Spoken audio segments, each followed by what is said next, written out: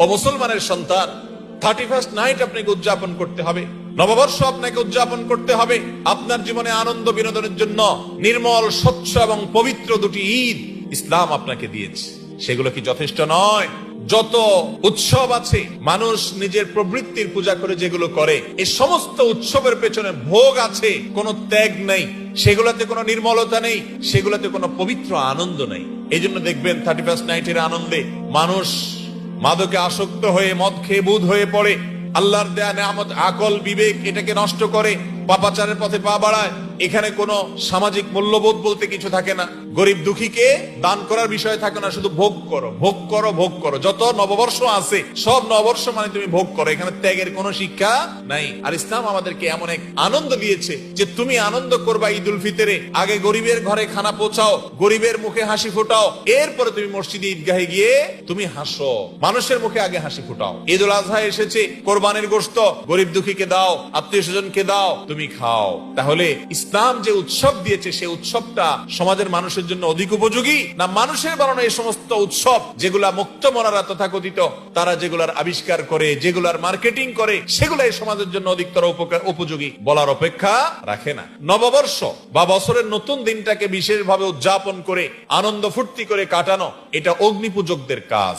তারা নাইরোজ পালন করত। নাই ফার্সিতে মানে নতুন, রোজ মানে দিন, নাইরোজ মানে হলো নতুন দিন, তার মানে বছরের প্রথম দিন, এটা তারা পূজা করত। সেখান থেকে এই ফরম্যাটটা বিভিন্ন ভাবে চেঞ্জ হতে হতে এখন সেটা 31st নাইট বা নিউ ইয়ার উদযাপন নামে আমাদের কাছে আসছে। ও মুসলমানের সন্তান, আপনি তো এত কাঙ্গাল না, আপনার সংস্কৃতির মধ্যে কোনো অভাব নাই। আপনার জীবনের প্রত্যেকটা ক্ষেত্রে কোরআন এবং হাদিস সুস্পষ্ট নির্দেশনা আপনাকে দিয়েছে। আপনি অন্য কারোর কালচার যদি ধার করে আনতে হয় তাহলে মনে রাখতে হবে আপনি কেমন যেন আপনি সমুদ্রে পড়ে থেকে পানি পানি করে চিৎকার করছেন।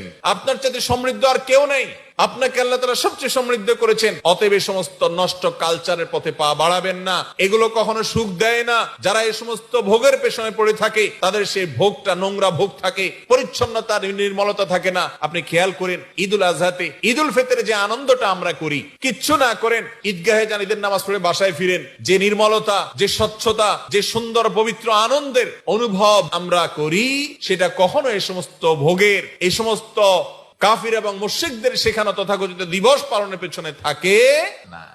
মানুষের পয়সা কড়ি বাড়তেছে, দিন দিন মানুষ সুখে শান্তি থাকতেছে, এগুলো খরচ করার জায়গা খুঁজে পায় না, তো যাই এই সমস্ত দিবস উদযাপন করে, ফুর্তি ফার্তা করে। মুসলমানের ফুর্তির জন্য আল্লাহ তাআলা নীতিমালা বলে দিয়েছেন না, দেন নাই?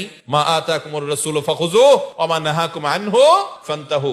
আগে আয়াত শুনিয়ে দিয়েছি, আমাদের আদর্শ আমাদের রাসূল সাল্লাল্লাহু আলাইহি ওয়াসাল্লাম, তিনি আমাদের অভিভাবক, তিনি আমাদের গাইড, তিনি আমাদের হেদায়েতকারী, জান্নাতের পথ দেখিয়ে গেছেন। অন্য কোন পথে আমাদের কল্যাণ নাই। অশ্লীলতার বিস্তার যারা করতে চায়, সমাজকে যারা নষ্টের দিকে নিতে চায়, এদের কারণে আজ বিবাহ বিচ্ছেদের হার তরতর করে বাড়তেছে, এদের কারণে আজ সন্তানরা বাবা মার অবাধ্য হচ্ছে, এদের কারণে আজ অসামাজিক কার্যকলাপ হচ্ছে, এদের কারণে আজ কথায় কথায় যখন তখন আমরা শুনি পত্রপত্রিকায় যে নারী নির্যাতনের শিকার হয়েছে, পাশবিক নির্যাতনের শিকার হয়েছে। বিবাহ বহির্ভূত হারাম সম্পর্ক, এটা সমাজে যত বেশি থাকবে সমাজ তত অস্থিতিশীল হবে, তত খুন খারাপি হবে, তত মাদকের কারবারি হবে, তত সমাজ নষ্ট যাবে, উচ্ছন্নে যাবে, আত্মহত্যা বাড়বে, পরিবারের বন্ধনের বাইরে চলে যাবে, বাইন্ডিংস গুলো আর পারিবারিক থাকবে না, মুরব্বীদের প্রতি শ্রদ্ধাবোধ থাকবে না। মুক্তির একমাত্র পথ হলো কোরআন এবং হাদিসের ছাঁচে ওঠা, এছাড়া মুক্তির কোনো পথ খোলা নাই। আল্লাহ রাব্বুল আলামিন মুসলমানকে এত সমৃদ্ধ করেছেন, মুসলমানের জীবন বিধান দিয়েছেন কে? স্বয়ং সৃষ্টিকর্তা আল্লাহ রাব্বুল আলামিন। এই জন্য মুসলমানের জীবন যাপনের যে পদ্ধতি, সিস্টেম, যে নির্দেশ নিষেধ আল্লাহ এবং তার রাসূল দিয়েছেন, এর চাইতে উত্তম কোন মেথড পদ্ধতি পৃথিবীতে হতে পারে না। মানুষ তথাকথিত স্বাধীনতার নামে, মুক্ত চিন্তার নামে আল্লাহর দাসত্ব, আল্লাহর গোলামি থেকে সরে গিয়ে নিজের নফস এবং প্রবৃত্তির দাসত্বের জিঞ্জিরে আবদ্ধ হয়, সে খেয়ালও করেন। যারা নিজেদেরকে মুক্ত মনা দাবি করে তারা মনে করে আমরা মুসলমান, আমরা আল্লাহর দাস, আমরা আল্লাহ আল্লাহ রাসূলের কথার বাইরে চলতে রাজি না, তার মানে আমরা মুক্ত মনা না, আমাদের মনটা আবদ্ধ। তারা মুক্ত মনা। তো যারা মুক্ত মনা হয় তারাও আসলে দাস। পৃথিবীতে কোনো মানুষ দাস ছাড়া নাই, সবাই দাস। কেউ আল্লাহর দাস আর কেউ নিজের নফস এবং প্রবৃত্তির দাস। তার নফস তাকে যখন যেটা বলে তখন সে অর্ডার তামিল করে। তার রব সে নিজের নফসকে বানিয়েছে।